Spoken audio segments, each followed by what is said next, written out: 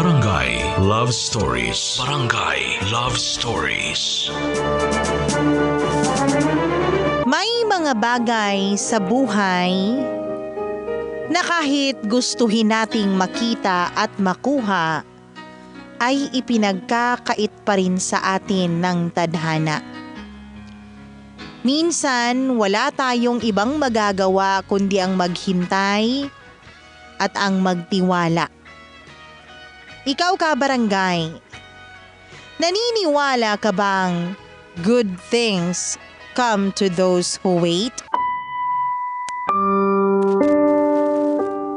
Dear Mama Mia, kumusta po at magandang tanghali sa inyo, pati na rin sa ating mga tagapakinig.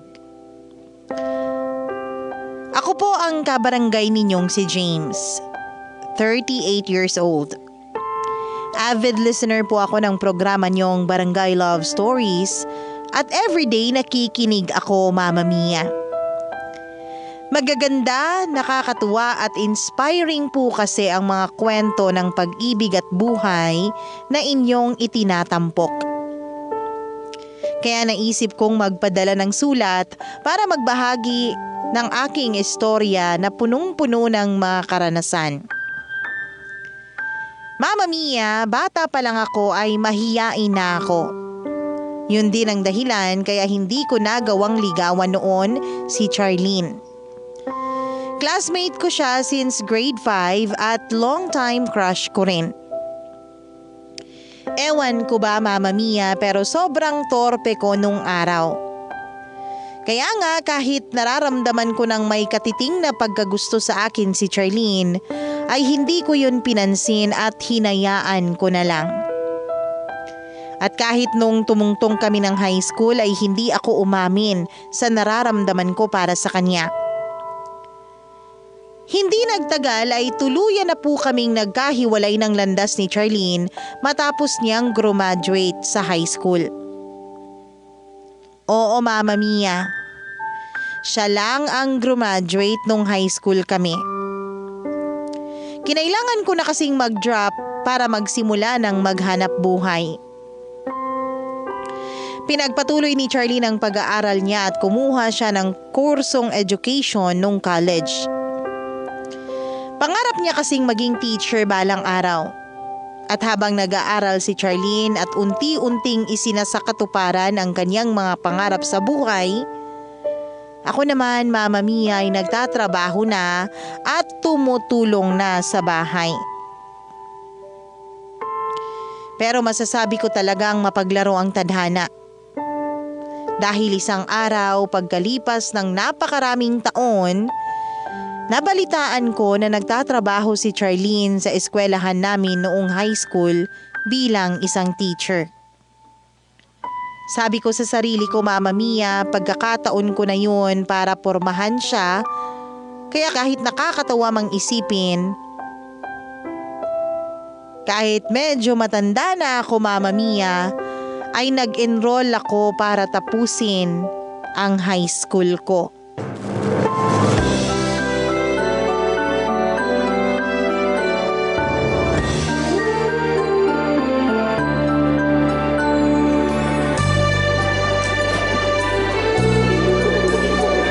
Hi, Charlene! Teka, James? Ikaw ba yan? Ako nga. Buti natatandaan mo pa ako. Ang tagal na rin kasi mula nung huli tayo nagkita. Ilang taon na nga ba? Basta. Hindi ko na rin matandaan pero makakalimutan ba naman kita? Grade 5 at buong high school tayong magkaklase, no? Ako rin, Charlene. Hindi kita nakalimutan. Pero teka, ano palang ginagawa mo rito? Saka bakit ka nakasuot ng school uniform? Hindi ko sigurado kung naalala mo pa. Bali, hindi ko natapos yung 4th year nun. Kinailangan ko mag-drop kasi naghanap na ako ng trabaho. Oo, naaalala ko nga yun. Bigla ka na lang nawala nun eh. Okay. Nag-enroll ka rito para tapusin ang 4th year mo? Mismo. Sa totoo lang, hindi ko na talaga pinangarap na matapos ang high school. Pero nung malaman ko na nagtuturo ka na rito, nagbagong isip ko. Hala, Seryoso ba yan? Oo! Bigla ako napagdesisyonan na mag-aral ulit at syempre, gusto ko rin kasi mapalapit sa'yo. Parang katulad nung magkaklase pa tayo. At ang pag-aaral lang ulit sa school na to ang parang naisip ko para araw-araw kitang makita. Nako kung ako ang magiging teacher mo, huwag kang umasang magiging mabait ako sa'yo. Pantay-pantay ang trato ko sa mga estudyante ko. Wala akong paborito. Paano ba yan? Umasa pa naman ako na magiging mabait ka sa akin kasi magkaibigan naman tayo. Magkaibigan sa labas ng classroom. Pero kung magiging estudyante kita, walang kaibig-kaibigan. Kaya kailangan mong mag-aral ng mabuti dahil pwede kitang ibagsak. Hindi mangyayari yun dahil masipag yata ako estudyante, no? Kapag may mga test nga tayo nun, hindi naman ako bumabagsak. Kahit pa paano, palasagot din ako sa recitation. Sa bagay, masipag ka namang mag-aral noon. O sige, basta hindi ka magiging bulakbol sa klase ko at hindi ka magiging pasaway, ipapasa na kita. Promise yan? Promise. Hindi naman ako masamang teacher, no? Kahit itanong mo pa sa mga co-teachers ko. Ang bait ko kaya. Sa bagay, totoo yan dahil kilalang-kilala na kita simula pa noon, Charlene. Sayang nga lang kasi hindi ko na nasabi sa'yo kung anong nararamdaman ko. Na gusto ko rin sana na mas makilala ka pa ng gusto. Anong ibig mong sabihin? Basta. Saka ako na lang sasabihin. Pero ngayon na nagkita na ulit tayo, hindi na ako magpapadaig sa pagiging mahihain ko. Dapat matagal ko na yung ginawa. Pero mabuti na lang, mabait sa akin ang tadhana. Sino mag-aakala na muli tayo magkikita? Nakakatuwa lang tuloy isipin. Sabi ko nga sa sarili ko, mukhang magiging maganda ang pagbabalik eskwela ko. Alam mo, ang dami mo talagang alam. Mabuti pa, mag-focus ka na lang sa mga lessons mo. Mamaya bumagsak ka pa sa kakaganyan mo. Ayos lang naman kung sa'yo ang bagsak ko. Ano? Wala po, ma'am. Mabuti pa, tulungan ko na kayo dyan sa bag nyo. Mukhang mabigat kasi.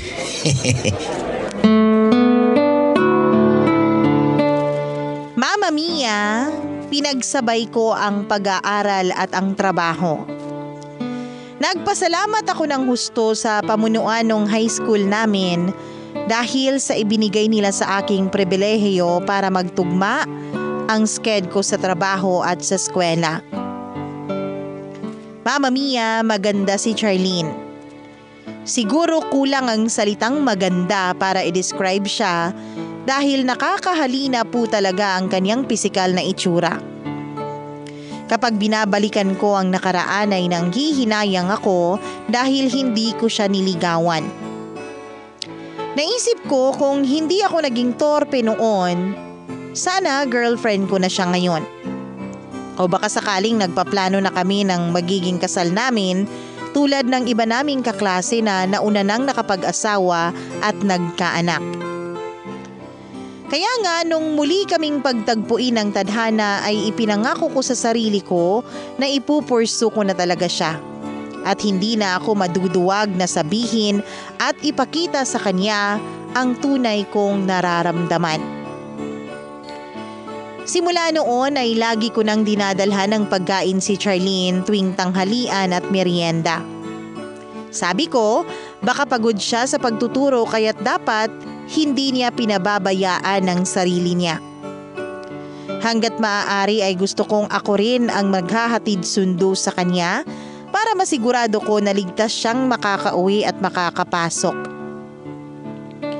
Kaya lang Mama Mia, dumating sa punto na nakulitan na sa akin si Charlene. Napansin ko madalas na niya akong iniiwasan at para siyang naiilang sa tuwing malapit ako sa kanya. Hindi nagtagal ay dumistansya siya sa akin ng husto. Bagay na hindi ko lubusang maintindihan. Pero kahit na napapansin ko na ang pag-iwas ni Charlene sa akin ay hindi pa rin ako napanghinaan ng loob. Itinuloy ko pa rin ang idinidikta ng aking damdamin. Yun ay walang iba kundi ang ligawan siya at balang araw ay maging girlfriend ko.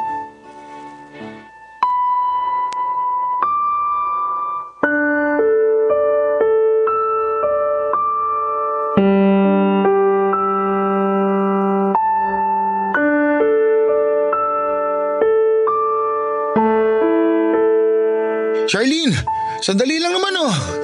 Bakit ba ang bilis mo maglakad? Ano ba kasing problema mo, James? Bakit mo ba ako kinukulit? May klase pa ako. Tinatanong ko lang naman kung libre ka mamaya para sana lumabas tayo. Ako naman ang taya eh. Kain lang tayo doon sa bagong kainan sa bayan. Balita ko masarap daw doon. Ilang beses ko bang dapat sabihin sa'yo na ayoko? Mahirap bang intindihin yun? Bakit nga kasi? Maraming beses na kitang niyayang lumabas pero hindi ka naman sumasama. Kahit saglit lang sana tayo pero lagi ka namang humihindi. Kahit hindi ka naman masyadong busy. Sinasabi mo busy ka. Akala ko ba ayos lang sa'yo na maging malapit tayo tulad nung nag-aaral pa tayo? Oo, pero hindi ko naman in-expect na ibang closeness pala ang gusto mo na mangyari. Ano bang mali rito? Hindi ba halata na gusto kita? Kaya nga ako pumasok dito para mapalapit sa'yo. Sa palagay ko, wala namang masama kung ligawan kita.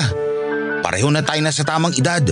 Bukod pa dun, matagal ko rin hinintay ang pagkakataon na masabi sa'yo na gusto kita. Natutorpe lang ako noon kaya napalagpas ko yung chance na maging tayo. Alam ko kahit hindi mo sabihin, minararamdaman ka na rin sa akin noong high school. Sorry, pero hindi na pwede yung gusto mong mangyari. Nagbabago ang nararamdaman ng tao. Bukod doon, matagal ng panahon ang lumipas. Pero nagkita ulit tayo ngayon. At kahit kailan, hindi na wala ang pagkagusto ko sa'yo, Charlene. Pero hindi na pwede ang gusto mong mangyari dahil may boyfriend na ako. Sa katunayan, ikakasal na kami, James. Kaya sorry, okay? Yun ang dahilan kaya hindi kita pinagbibigyan sa mga hiling mo na lumabas tayo. Ayokong masira ang relasyon namin ng boyfriend ko. Kaya please, layuan mo na lang ako. Kung pagkakaibigan lang ang gusto mong mangyari, walang kaso sa akin yun. Pero kung higit pala ron, pasensya ka na. Paano mo nagawa sa akin to, Charlene? Anong paano ko nagawa ang alin? Umasa kasi ako na magiging tayo. Tapos sa dulo, wala lang pala akong mapapala. Anong pinagsasabi mong umasa ka? Kahit kailan hindi kita pinaasa, James. Ikaw lang tong umasa. Kaya kung may dapat mang sisihin dito, sarili mo lang yon. Huwag mo nga akong konsensyahin na para bang kasalanan ko. Hindi naman sa kinukonsensya kita pero… Pero ano? Alam mo mabuti pa, layuan mo na lang ako. Huwag ka nang lumapit sa akin kung ganyan lang ang ugali mo. Hindi magandang tignan. Mamaya bigyan pa ng mali siya ng mga makakapuna. Pasensya ka na, James. Mauna na ako. Charlene, please. Huwag mo naman gawin sa akin to.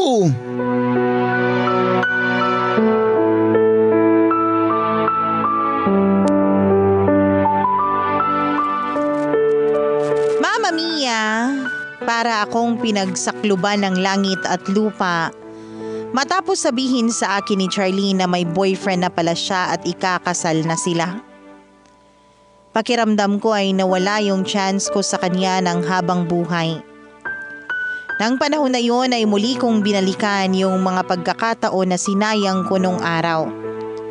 Tulad na lang ng pinili kong baliwalain ang feelings niya sa akin dahil sa pagiging mahiyain ko. Sabi ko sa sarili ko wala akong karapatang masaktan o magtampo dahil kasalanan ko rin naman ang lahat. Tama si Charlene na sarili ko lang dapat ang aking sisisihin kung bakit ako nasasaktan. Simula noon, Mama Mia, ay pinilit ko na lang ang sarili ko na mag-move on kay Charlene. Hindi ko na pinagpatuloy ang pagpasok ko sa school na pinagtatrabahuan niya para malayuan at tuluyan ko na siyang makalimutan. Hindi naging madali ang prosesong pinagdaraanan ko dahil kahit hindi naging kami ni Charlene, ay sobra ko naman siyang minahal kaya sobrang sakit po sa pakiramdam. Nakakatawa mang marinig para sa iba pero yung lungkot na nararamdaman ko ay parang naging kami talagang dalawa. Nang mga panahong yun, Mama Mia, ay sobra akong na-depress. Hindi ko na rin ipinagpatuloy na tapusin ang 4th year ko at nag-resign ako sa trabaho dahil hindi rin ako makapag-focus. Sabi ko, kailangan kong maiba ang environment ko. Kaya naisipan kong makituloy sa bahay ng kumpare ko pansamantala. Medyo may katagalan na rin nung huli kaming nagkita ng personal, pero nagkakausap naman kami sa social media paminsan-minsan. Kaya kita sa mga mukha ng kumpare ko ang pagkabigla nang tanungin ko siya kung pwede akong tumuloy na muna sa bahay niya. Matapos kong maikwento sa kanya ang pinagdadaanan kong depression at dahil likas na mabait na tao ang kumpare ko, ay hindi naman siya nagdalawang isip na patuloyin ako sa bahay nila Mama Mia ng buong puso. Para naman kahit papaano ay makabawi ako sa kumpare ko sa pagpapatuloy niya sa akin.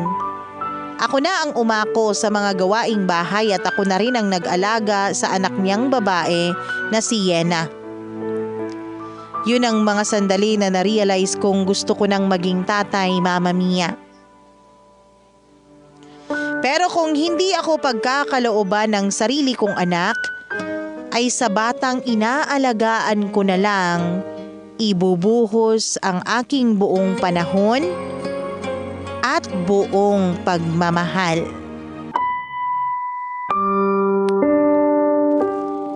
Sabi ng mga matatanda, kapag meron tayong mabigat na pinagdaraanan, lilipas din yun. Kumbaga, Mama Mia, lahat ng bagay sa mundo ay hindi permanente.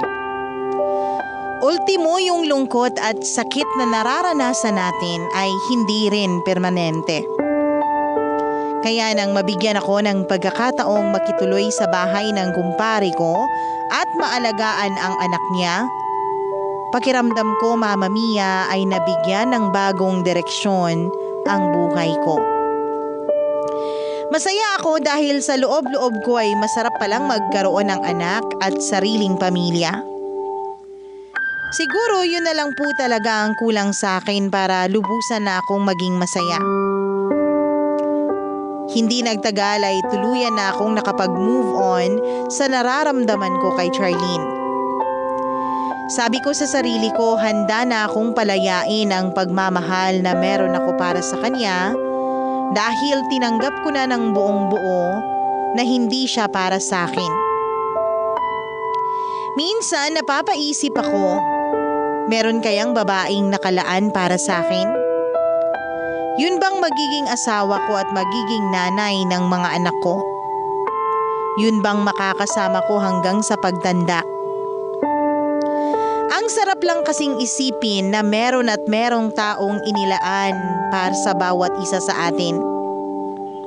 Yun nga lang, yung sa akin, Mama Mia, ay hindi ko pa siya nakikilala. Nang mga panahong yun ay tuluyan ko nang tinanggap na magiging matandang binata na lang ako, Mama Mia.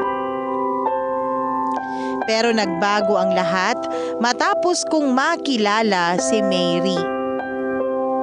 Tiyahin siya ng batang inaalagaan ko.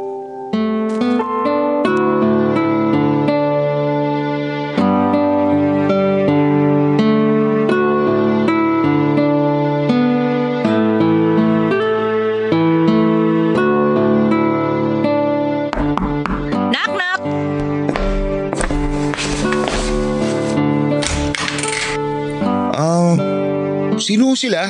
Ikaw, sino ka? Ngayon lang kita nakita rito ah. Ha?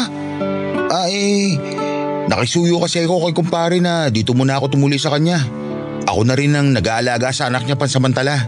Sinisiguro ko sa'yo na hindi ako masamang tao. Ako nga pala si James. Liga, pasok ka. Ano ba yung dala mo na nasa mangkok? Ito ba? Sinigang na baboy. O ayan, dinala ko talaga yan dito para ulamin ninyo.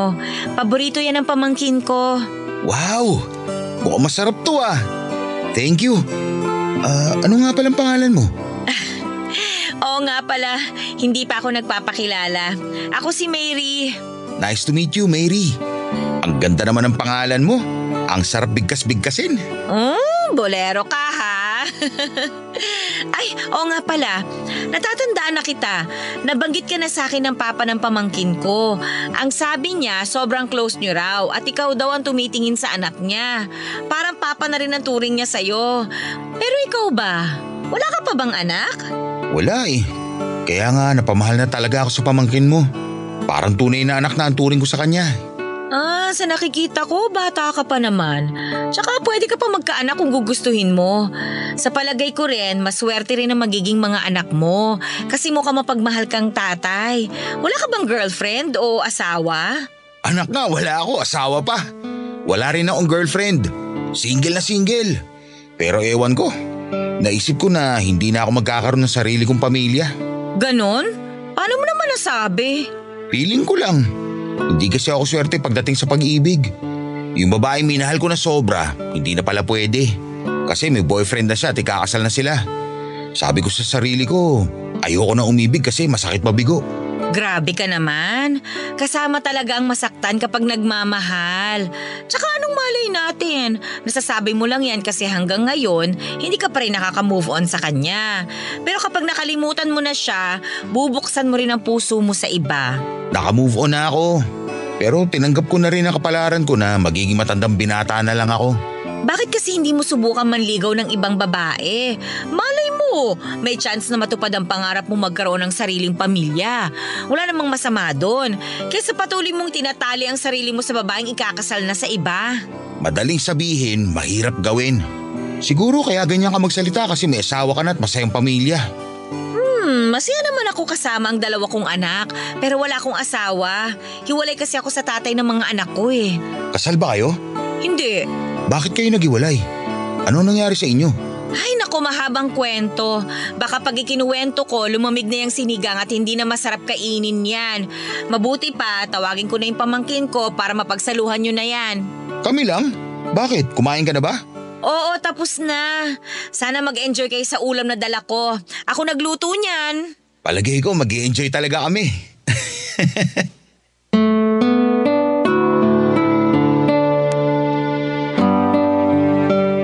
Maganda si Mary at malakas ang karisma, Mama Mia. Kahit na may 2 na siyang anak, ay hindi yun makikita sa hubog ng kanyang katawan. Bukod doon, mabait din siya at magaling makisama. Dahil madalas siyang pumupunta sa bahay ng kumpare ko, nagkakaroon kami ng pagkakataon na magkakwentuhan at mas lalong makilala ang isa't isa. Madali pong nakarelate si Mary sa ikinikwento ko, Mama Mia. Kaya hindi nagtagal ay naging close kaming 2. Wala namang kaso yun dahil wala siyang asawa. At hiwalay siya sa tatay ng kaniyang mga anak. Hindi nagtagal, Mama Mia, ay naging panatag kami ni Mary sa isa't isa. Hindi ko naman noon inisip o binigyan ng mali siya ang relasyon naming 2 dahil komportable naman kami sa isa't isa. Kaso mapaglaro ang kapalaran. Isang beses nagkayayaan kaming mag-inuman ni Mary, Mama Mia. Napasarap po ang tagay at kwentuhan namin hanggang sa pareho na kaming nalasing. Pero alam pa rin naman namin ang ginagawa naming 2. Hindi lang talaga namin kontrolado ang mga kinikilos namin noon. Tapos ang lahat, Mama Mia, ay nauwi sa may nangyari sa aming 2 sa kama. At hindi ko po inaakala na magbubunga ng isang sanggol ang isang gabing pinagsaluhan naming 2.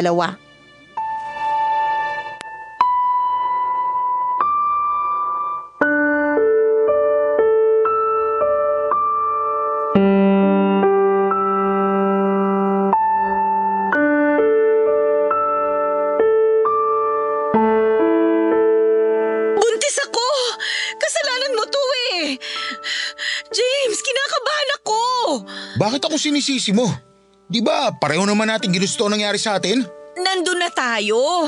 Pero sana nag-ingat ka pa rin. Sa ating 2, ikaw yung may kontrol eh. Nadala na ako, Mary. Paano ko pa kukontrolin ang sarili ko? Andiyan na yan. May nabuo na. Magkakaanak na tayo. Ano magkakaanak na tayo? Pwede ba? Huwag kang mag-ilusyon na gusto kong ipanganak ang batang ito. Anong ibig mo sabihin? Ipapalaglag mo ang anak natin? Oo, yun ang plano ko. Bakit, pipigilan mo ako? Baka nakakalimutan mo, katawan ko ito. Ako ang magdedesisyon kung gusto ko bang ipagpatuloy ang pagbubuntis sa batang ito o aalisin ko na lang siya sa tiyan ko. Alam kong katawan mo yan pero hindi ka ba naaawa sa magiging baby natin? Inosente siya, Mary. Wala siyang kasalanan. Hindi mo naiintindihan na malaking kahihiyan kapag nalaman ng mga tao na nabuntis mo ko. Ano na lang ang iisipin nila tungkol sa akin? Na malandi ako? Pakawalang babae? Pumapatol kung kani-kanino? James, wala na akong mukhang iyaharap sa mga tao pag nagkataon. Kaya buo na ang desisyon ko. Bigyan mo ako ng pera at bukas na bukas ipalalaglag ko tong batang to. Mary, please naman. Buisit naman kasi kung bakit kailangan pang may mabuo. James, ano ba? Tuod ka lang dyan? Nasaan na yung hinihingi kong pera? Oh, ayan. Pero sana pag-isipan mo munang mabuti. Anak natin ang batang dinadala mo. At alam mo kung gaano ko gusto magkaroon ng sariling anak. Sana wag mo na may pagkait sa akin ng pagkakataon na matawag na tatay. Nakikiusap ako sa'yo. Maawa ka sa anak natin. Maawa ka rin sa akin. Please, willing naman ako panagutan kayo. Magbibigay ako ng pera para masuportahan ang pagbubuntis mo, Mary. Hindi ko tatakasan ang responsibilidad ko sa magiging anak natin. Pangako, magiging mabuting tatay ako para sa kanya. Pakiusap, wag mo lang siya ipalaglag. Ewan ko, James, naguguluhan ako. Ayoko namang mawala sa akin ang anak natin pero natatakot ako Wala kang dapat ikatakot kasi kasama mo naman ako. Hindi ko kayo pababayaan. Gagawin ko makakaya ko para protektahan kayo sa lahat ng oras at pagkakataon. Oo, hindi natin kontrolado ang sasabihin sa atin ng ibang tao. Pero ano bang pakialam nila? Buhay natin to. Magsasawa rin ng mga yan sa kakachismis nila at mapapagod din sila na pakialaman ang buhay natin. Basta, ako nang bahala sa inyo. Magtiwala ka lang sa sinasabi ko.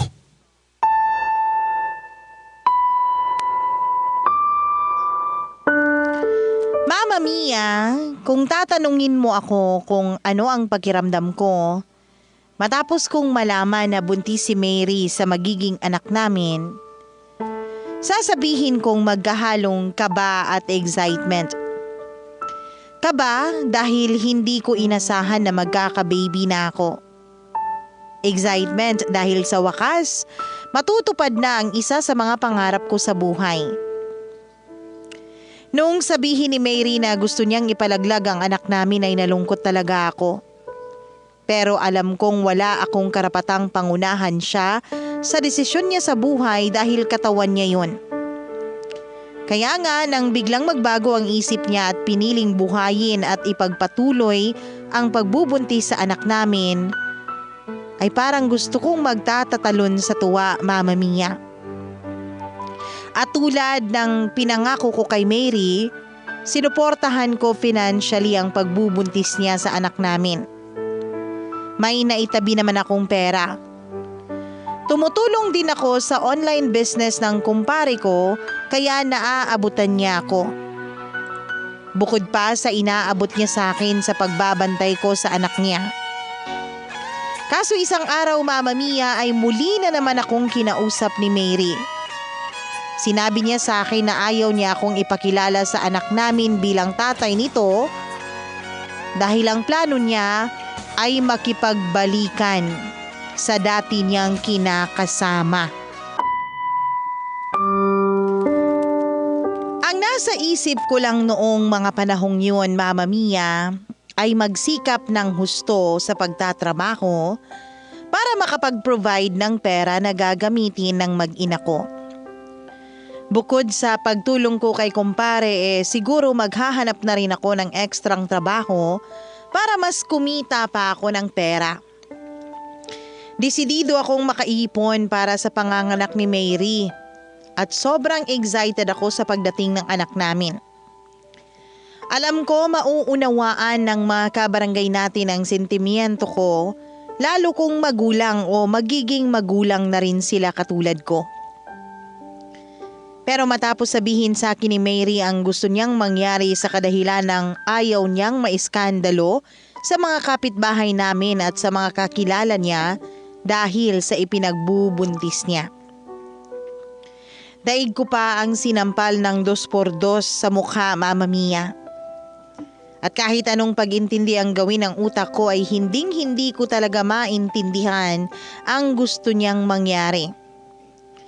Marami akong tanong tulad ng paano na lang ang pangarap kong tawaging tatay o papa ng magiging anak namin kung ibang lalaki naman ang kikilalanin niyang ama. Paano na lang din yung pangarap ko na magkaroon kami ng sariling pamilya ni Mary. Lahat ng yun ay ipagkakait ba ulit sa akin ng kapalaran? Ganun ba ako kamalas at hindi deserving na maging masaya?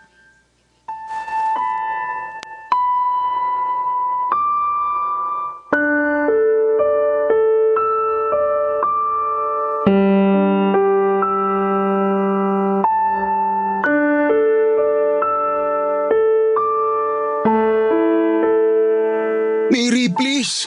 Huwag mo naman gawin sa akin to. Saka, ano bang pumasok dyan sa isipan mo?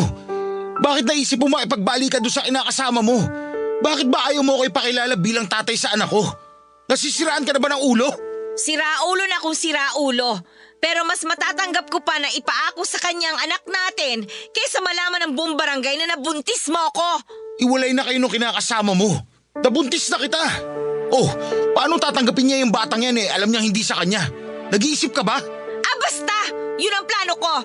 Tatanggapin niya to kasi mahal niya ako. Tsaka pagod na ako sa mga puna ng ibang tao, James.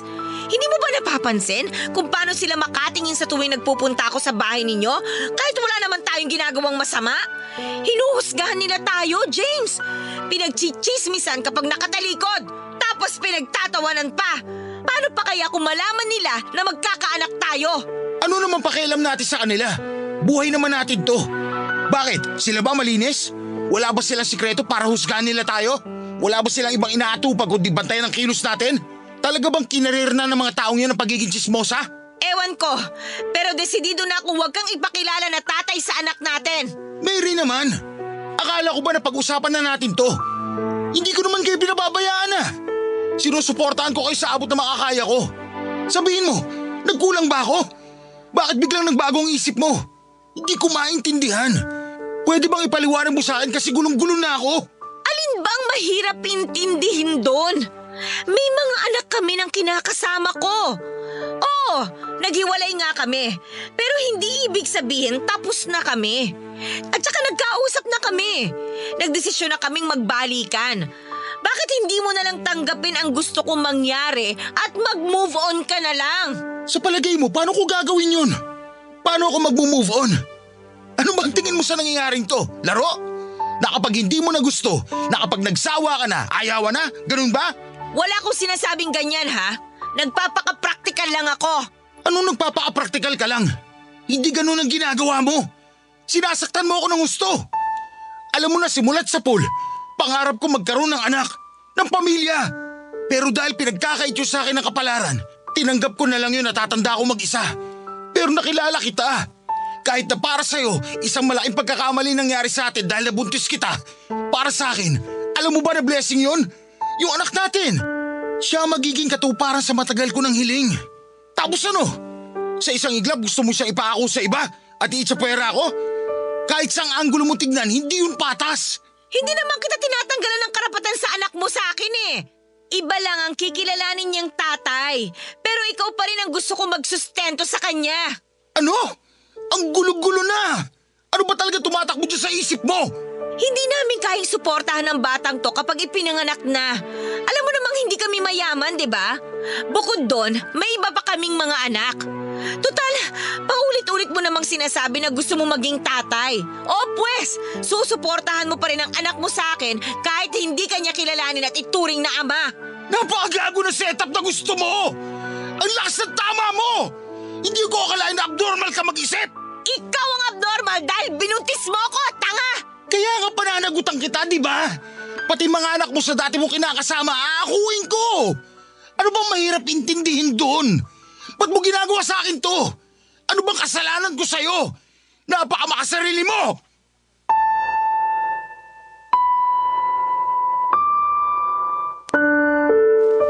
Akala ko, Mama Mia, sa pagkakataong yun ay magiging mabuti na sa akin ang mundo.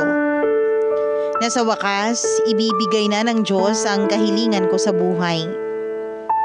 Hindi naman po yun ang grande katulad ng iba. Kung tutuusin ay simple lang ang gusto ko sa buhay ko, Mama Mia.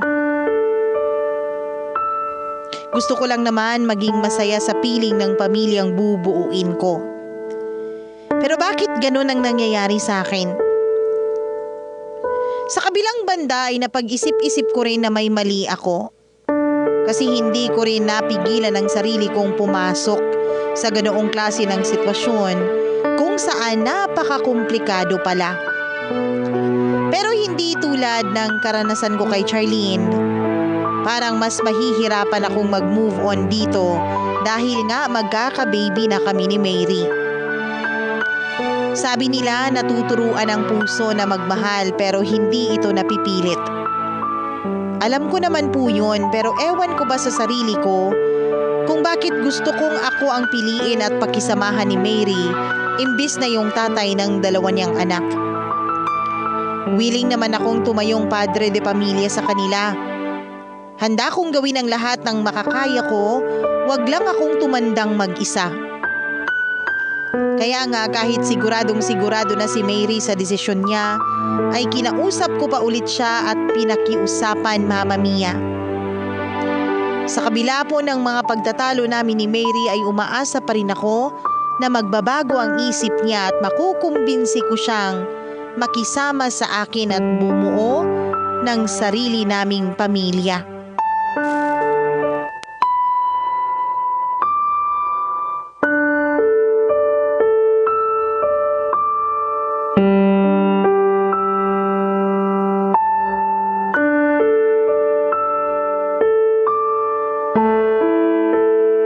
Anong sinabi mo? Mahal mo ko? Nasisiraan ka na ba ng ulo? Paano ko sabihin kong oo? Nasisiraan na nga ako. Kahit na tinataboy mo ako at sinasabing makikipagbalikan ka sa ex mo, nandito pa rin ako na umaasa sa'yo. Na akong pipiliin at sasamahan mo. Lahat ng narinig mo, totoo. Mahal na kita. Mahal ko kayo na magiging anak natin. Para sabihin ko sa'yo, hindi porke magkaka-baby na tayo, mahal mo na ako. Nadadala ka lang ng sitwasyon kaya akala mo pag-ibig ang tawag dyan. Eh ano to? Sige nga. Kasi ang alam ko, kapag mahal mo ang isang tao, willing kang gawin ng lahat, mapasaya lang siya. Maibigay lang sa kanya mga pangangailangan niya. At yan ang eksaktong nararamdaman ko sa inyo na magiging anak natin. Ewan ko ba naman sa'yo kung bakit hindi mo yun maintindihan? Talaga bang bato ang puso mo? Kung kumuha kaya ako ng bato at ipukpok ko dyan sa ulo mo para matauhan ka. Hindi ka makaintindi eh. Bobo ka ba? Ikaw ang bobo! Ang hirap mong paliwanagan! Sumasagot ka pa. Ikaw ang bobo dahil hindi ka marunong umintindi. Ang hilig mong gawing komplikado mga simpleng bagay. Alam mo, hindi totoo yan. Bakit hindi mo kasi makita ang effort ko? Wala namang kaso sa akin na may anak kayo ng ex mo. Willing naman akong tanggapin sila at tratuhin na parang sarili kong anak. Kasama magiging anak natin. Diba? Sabi mo, ang swerte na magiging anak ko kasi mapagmahal akong tatay. Ayaw mo bang patunayan kayo sa mga anak mo at sa magiging anak natin? Mary, please! Painggan mo naman ang pagsusumamo ko. Nagmamakaawa ako sa'yo. Kung ganun lang sana kadali ang gusto mong mangyari, hindi na natin kailangang umabot sa ganito. Bigla ko tuloy pinagsisihan at tinuloy ko pa ang pagbubuntis ko sa batang to. Huwag mo sabihin yan. Anak natin ang sanggol na dinadala mo. Dugot laman natin siya. Saka bakit ba gustong-gusto mo na ipako ang anak ko sa ex mo? Anong garantiya ko na magiging mabuti ang trato niya sa bata pag nagkataon? Baka mamaya saktan niya lang ang anak ko. Makakapatay talaga ako ng tao, Mary. Mangkukulam ka ba? Nakikita mo na mga mangyayari? Huwag kang OA mag-isip, James. Ano ba? Magulang ako. Natural na magkaganito ako lalo't gusto mong ilayo sa akin ang anak ko. Hindi naman siya mapapano kasi kasama niya ako. Hindi pa rin ako nakakasiguro. Nasisiraan ka na ng ulo, James. Masisiraan talaga ako ng ulo kapag hindi nagbago ang isip mo. Kung gusto mo, ibibigay ko ang buong sweldo ko sa'yo. Pumayag ka lang na tumira sa isang bubong kasama ako. At hayaan mo akong makasama ang anak natin. Please, Mary. Huwag mo naman ipagkait sa akin na maging tatay. Hindi naman ako pabayang tao. Hindi ako irresponsable. Gagawin ko ang lahat, mapangatawanan ko lang kayo. Kahit yung mga anak mo sa kinakasama mo, ituturing ko na parang anak ko. Magiging pantay-pantay ang pagmamahal ko sa kanila. Kaya pakiusap, pumayag ka na sumama sa akin. Ako na lang ang piliin mo. Please, Mary, hindi ko kaya mag-isa. Mababaliw ako. Kaya sana pag-isipan mo. Hindi naman kita minamadali. Pero sana i-consider mo ang gusto kong mangyari. Wala akong ibang hiling kundi ang makasama kayo.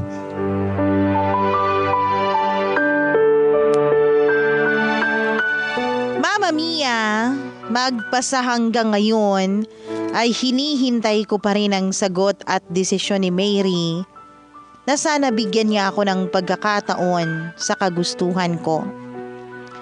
Malinis ang intensyon ko at nangangako ako na paninindigan ko silang mag-iina. Kaya nga gabi-gabi akong nagdarasal sa Panginoon na sana dinggin niya ang kahilingan ko. Mahirap at napakalungkot ng pinagdaraanan ko, Mama Mia. Akala ng iba ay ayos lang ako kasi nakakaya kong ngumiti at masurvive ang bawat araw. Pero sa kaloob-looban ko, durog na ako, Mama Mia. Umiiyak ako kapag naiisip kong baka mawala na lang sa akin ang anak ko. At sobrang sakit sa damdamin na hindi niya ako kikilalanin bilang tatay niya. Sa kabila ng lahat ay umaasa pa rin ako at nananalig sa awa at magagawa ng Diyos. Alam kong naririnig niya ako at alam kong alam niya ang hiling ng puso ko. Sana tulungan at gabayan niya ako para malagpasan ko ang bawat araw sa napakalungkot kong buhay. Maraming salamat, Mama Mia. Sakaling mapili niyo mang itampok ang storya ng buhay ko sa programa niyong Barangay Love Stories. Malaking bagay ito sa akin para maibsan ang lungkot at sakit na nararamdaman ko. God bless po sa inyong lahat. Ang inyong forever kapuso at forever kabarangay, James.